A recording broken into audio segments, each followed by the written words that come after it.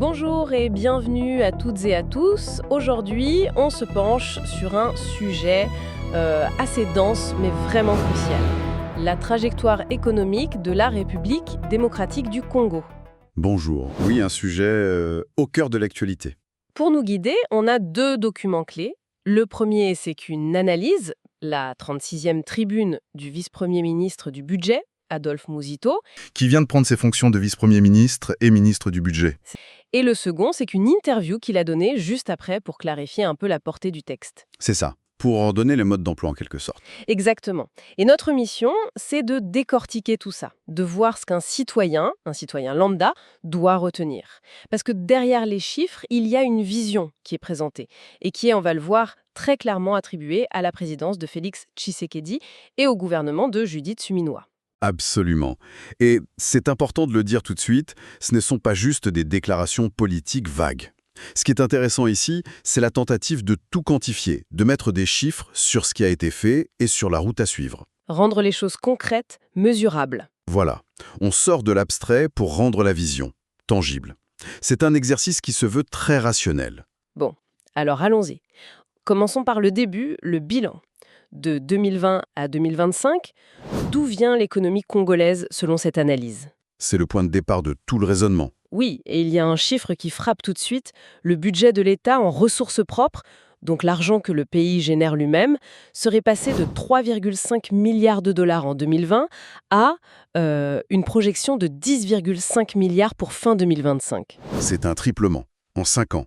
Il faut bien mesurer ce que ça représente. C'est colossal. C'est colossal. Et en parallèle, les réserves de change, cette espèce de matelas de sécurité, sont passées de 1,5 milliard à 7,5 milliards. Et ça, en termes simples, ça veut dire quoi? Ça veut dire que l'État a retrouvé des marges de manœuvre. Il est plus solide, moins vulnérable et surtout, il a les moyens de financer ses propres politiques. Justement, et c'est là où ça devient intéressant pour tout le monde, le document fait un lien très direct entre ces chiffres et des avancées sociales très concrètes. La première, c'est la gratuité de l'enseignement de base. Oui, un projet immense. On parle de 4 à 5 millions d'enfants en plus à l'école. Mais c'est un coût énorme, rien que pour prendre en charge les salaires des enseignants, et voilà la connexion. Sans ce budget qui triple, une réforme pareille est tout simplement impossible à financer. C'est ce que la tribune cherche à montrer. L'argent n'est pas une fin en soi, c'est le moyen de financer le social. Le texte cite aussi la couverture santé universelle qui commence à se mettre en place. Avec la gratuité de la maternité, oui, et puis il y a le fameux PDL 145T, le programme de développement pour les 145 territoires. Oui, ce programme de construction d'écoles, de centres de santé un peu partout, l'idée c'est de rendre l'action de l'État visible même dans les zones les plus reculées. Et tout ça, il faut le rappeler, dans un contexte très particulier. Ah oui, le texte insiste beaucoup là-dessus. Tout ça c'est fait alors que le pays est en guerre dans l'Est. Exactement. L'effort de guerre a absorbé une part énorme du budget. Et le fait d'avoir pu financer en même temps la défense et ces grandes réformes, c'est présenté comme une prouesse de gestion. Le message politique, c'est même en guerre, le social n'a pas été abandonné. C'est ça. Le bilan, c'est celui d'un redressement qui a permis de financer du concret. Alors, ça c'est le bilan.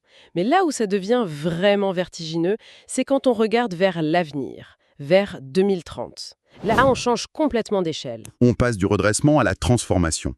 L'objectif phare, c'est de doubler le produit intérieur brut, le faire passer de 72 milliards aujourd'hui à 145 milliards en 2030. C'est une croissance énorme. Et qui dit richesse nationale doublée, dit budget doublé encore une fois.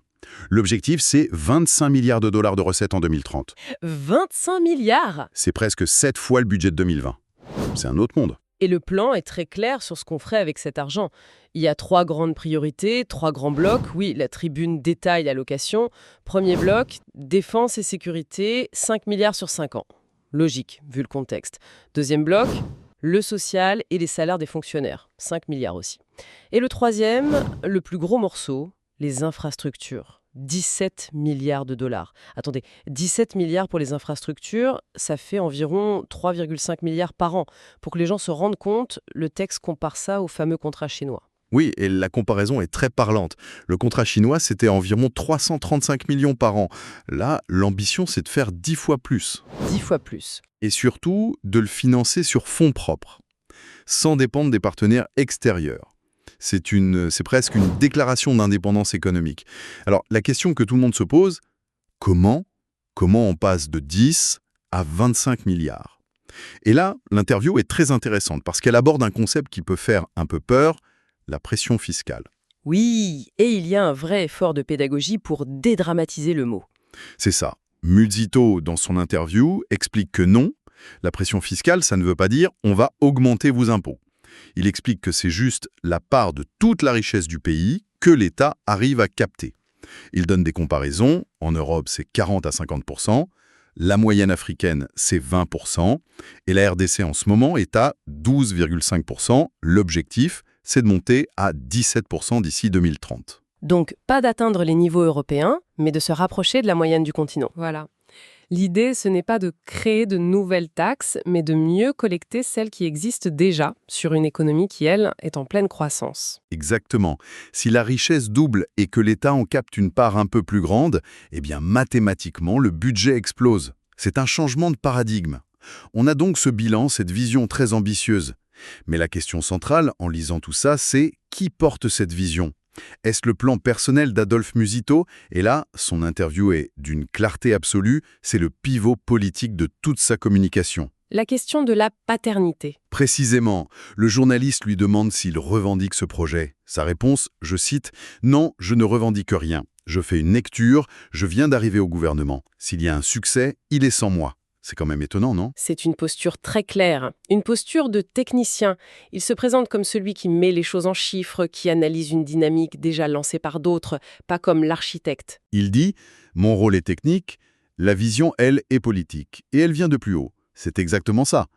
Et il ne laisse aucun doute sur qui est cet architecte. Il dit, je cite encore, « Ce n'est pas moi qui vais faire cela. C'est le pays, à travers le pouvoir du président Tshisekedi. C'est direct, c'est nominatif. L'attribution est totale. Toute la vision passée et future est créditée au chef de l'État.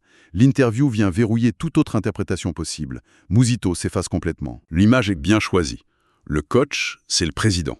C'est lui qui a défini la stratégie bien avant son arrivée. Et pour que le message soit complet, il n'oublie pas l'équipe en place. La conclusion de la tribune est très élogieuse envers le gouvernement actuel. Oui, il y a des félicitations très directes. Carrément. On peut lire « Bravo au gouvernement souminois » ou encore « Les prouesses du gouvernement sous la conduite de la première ministre souminois ».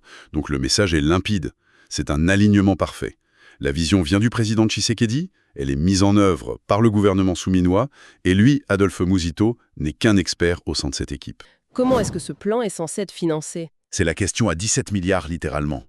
Et la réponse n'est pas une solution unique, mais ce que la tribune appelle une stratégie de financement diversifiée. Un cocktail. C'est un cocktail de plusieurs sources. Il y a bien sûr la mobilisation des recettes internes, c'est la base. Il y a aussi le recours à la dette extérieure, D'accord. en expliquant que le pays est peu endetté et a une capacité estimée à plus de 30 milliards de dollars. Mais le véritable cœur du réacteur, ce sont les partenariats publics-privés, les fameux PPP.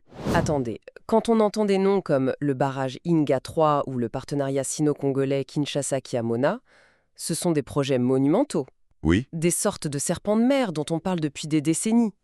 Est-ce que la tribune donne le moindre indice sur ce qui rendrait leur concrétisation plus probable aujourd'hui qu'il y a 10 ans? la tribune ne donne pas de preuves que ça va se faire demain matin. En revanche, elle les intègre dans une logique différente. C'est-à-dire? Plutôt que de présenter l'État comme le seul porteur de ces projets, elle le présente comme un catalyseur. L'idée est de dire, regardez, notre budget est crédible, notre croissance est forte, notre vision est claire, nous sommes désormais un partenaire fiable pour attirer des capitaux privés massifs. Donc l'État crée un environnement favorable. Exactement. Et les chiffres cités sont vertigineux. Inga 3, c'est 14 à 18 milliards de dollars. Le partenariat Kinshasa-Kiamona pourrait mobiliser jusqu'à 50 milliards d'investissements privés chinois. C'est gigantesque. Le partenariat avec les USA sur les minerais stratégiques, entre 5 et 20 milliards. La tribune les met sur la table non pas comme des chèques déjà signés, mais comme le potentiel d'investissement que la nouvelle crédibilité économique du pays permet d'envisager sérieusement. Aucune ambiguïté possible. Alors, si on essaie de synthétiser tout ça, au final, pour un citoyen, que faut-il retenir de cette avalanche de chiffres? Le message central, il le dit lui-même, c'est de donner de l'espoir aux Congolais, de montrer un chemin qui est crédible parce qu'il est chiffré. On ne parle pas de vagues promesses, mais d'une trajectoire. Et pour que cet espoir soit tangible, la communication insiste sur la traduction concrète. Ces milliards, ils servent à construire des écoles, des hôpitaux et des routes. Il y a une comparaison très forte sur les routes. Oui, une comparaison qui se veut un marqueur de rupture. La tribune dit que sur ce rythme, la présidence Tshisekedi, ce sera 6000 km de route en 10 ans. Contre 3000 km qui auraient été construites pendant les 20 années d'avant. Voilà, le message, c'est on fait en 10 ans le double de ce qui a été fait en 20 ans. C'est une affirmation d'accélération, de changement de dimension. C'est un outil de communication politique très puissant. Absolument. C'est comme ça qu'on transforme la macroéconomie en un récit politique que tout le monde peut comprendre. Une route, une école, c'est du concret. C'est la preuve visible du changement. Donc, pour résumer une dernière fois, on a un redressement budgétaire très net. 2, des projections très ambitieuses pour la décennie à venir. Et 3, le point politique clé, cette vision est celle du président mise en œuvre par le gouvernement souminois. C'est exactement ça. C'est une feuille de route qui veut montrer que le potentiel immense du Congo peut devenir une réalité. L'enjeu, c'est de passer de la dépendance à l'autonomie en finançant soi-même son développement. L'autonomie financière comme moteur. C'est une belle idée sur le papier? Oui, mais c'est là que les chiffres rencontrent le réel. On peut avoir le meilleur plan financier du monde, un budget de 25 milliards de dollars. Mais la transformation de cet argent en route qui dure, en école qui fonctionne, ça dépend d'une chose, la capacité d'exécution de l'administration. l'efficacité sur le terrain. Voilà. Et ça soulève une dernière question, peut-être la plus importante. Au-delà de la stratégie financière, quelle est la réforme administrative la plus cruciale pour être sûr que chaque dollar investi produit son plein effet ?